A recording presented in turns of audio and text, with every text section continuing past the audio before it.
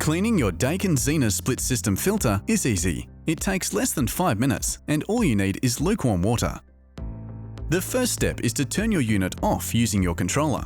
Once the louvers are closed, lift the top front panel up. Now that the air filters are accessible, remove the filters by gently pulling down. Next, remove the deodorizing air purification filters by unhooking them from the claws. Be sure to keep them in their frames. Now, clean all the filters in lukewarm water and air dry in the shade out of direct sunlight. If the dirt and dust is heavy, wash thoroughly. The air purifying filters can be soaked for 10 to 15 minutes to remove dirt. Be sure not to wring out the filter to remove water.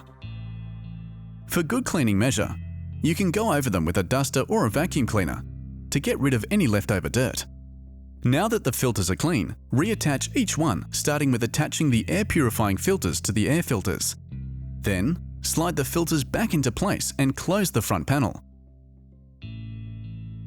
Now you're ready to use your Daikin split system. Remember to clean your filters regularly, as poorly maintained filters affect the unit's energy efficiency. At Daikin, we recommend you clean your filters at least once every season, so you can enjoy the best air anywhere.